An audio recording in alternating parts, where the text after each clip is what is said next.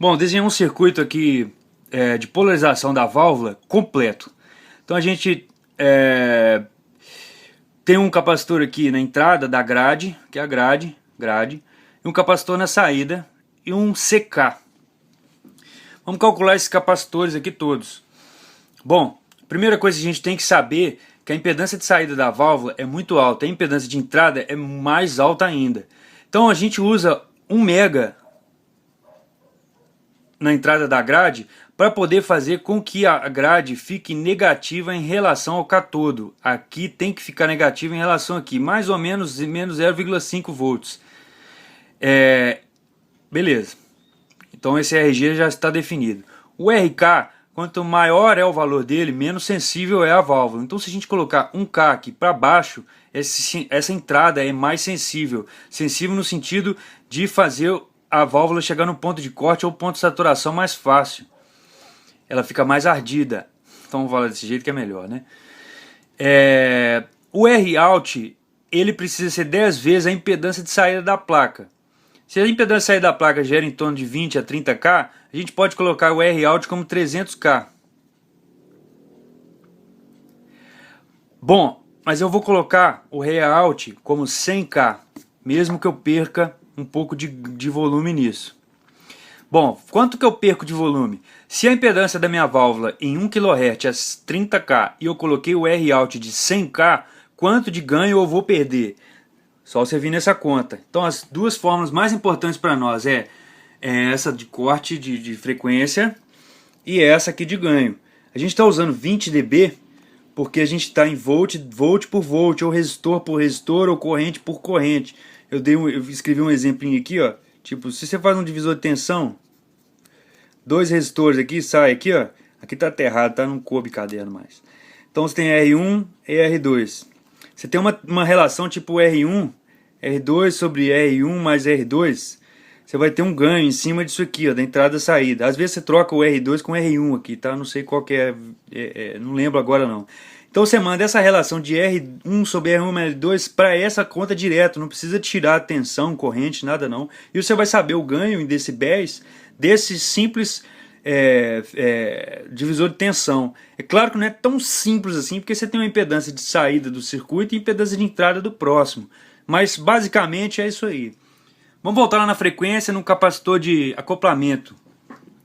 Vamos pensar primeiro na saída. A gente liga 300 volts, aí você tem um RP importantíssimo, porque sem precisa de existir esse resistor para acontecer uma queda de tensão na placa. Por exemplo, 300 volts, caiu 50 no RP, veio 250 para cá.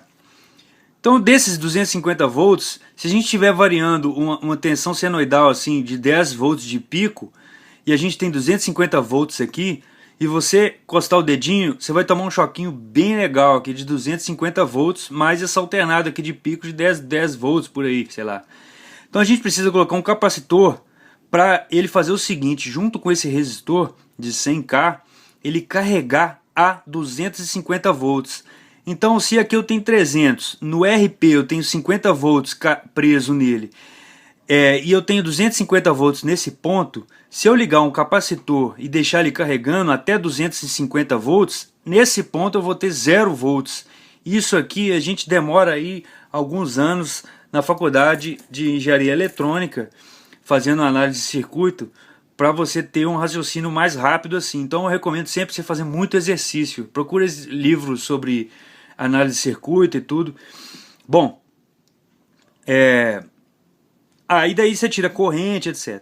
Bom, mas vamos voltar no capacitor. O capacitor carregar 250 volts, então eu tenho 0 volts aqui na minha saída. A única coisa que vai sobrar vão ser as variações de tensão, que é o meu sinal senoidal. Ou então o meu sinal de áudio comum, né?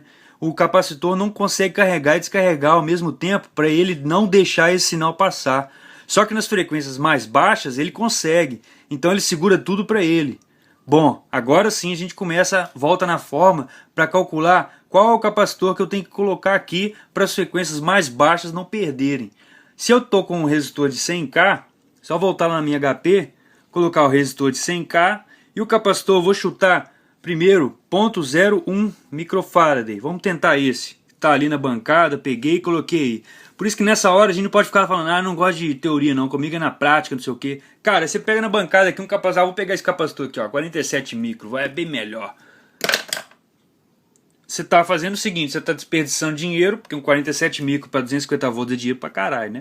E vamos ver a frequência que tá. Então eu tô usando o 0.01 microfarad. 0.01, 5 minutos já, cara. 0.01 elevado a 6 negativo. Ok. Então a nossa frequência de corte está em 159 Hz. 159 Hz. Ou seja, nesse filtro a 6 dB por oitava, significa que essa curva aqui, ó, se ela tivesse com o x tendendo a infinito, menos infinito, né, ela teria 6 dB por oitava, é o ideal dela.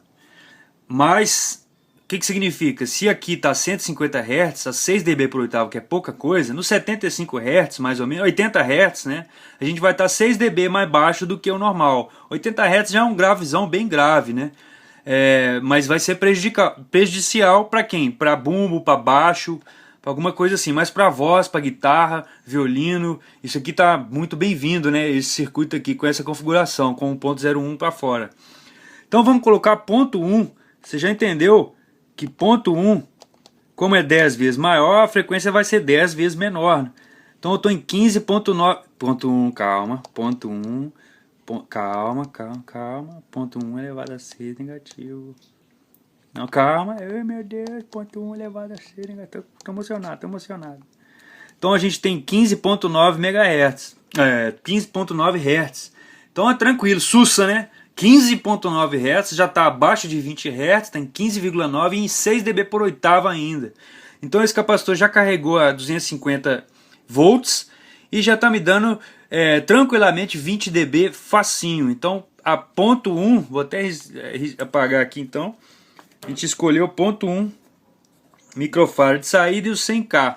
Ora, se o meu próximo estágio tiver uma impedância de 10K, nessa frequência de 20 Hz, vou arredondar as coisas, a impedância do próximo estágio. Por exemplo, se eu ligar isso aqui direto na placa de áudio, tiver 10K lá socado de impedância de entrada, o que vai acontecer? A gente tem que refazer o cálculo. 10K com 100K em paralelo, resistor em paralelo, você sabe fazer, né? 1 sobre 100 mais 1 sobre 10.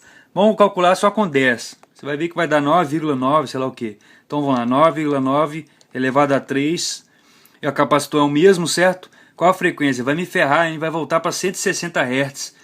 Então, sem ligar em lugar nenhum, o meu filtro está funcionando, está em 15,9 Hz. Mas se eu ligar num amplificador que ele tem 10K de impedância de entrada, Zinha assim, ó, 10K, ele vai cortar de novo o meu grave.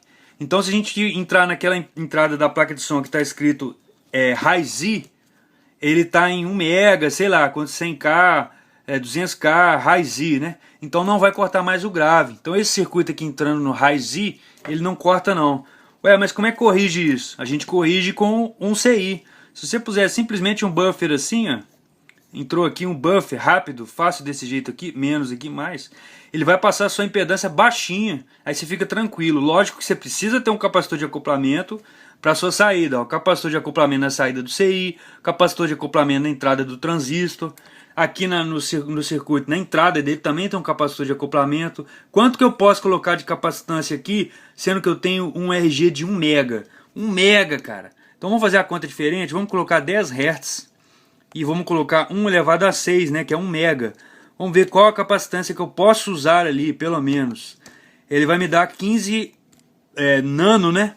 Eu posso usar 0,015. É o mínimo desse capacitor. Pode usar o 0,1? Pode também, 10 vezes maior.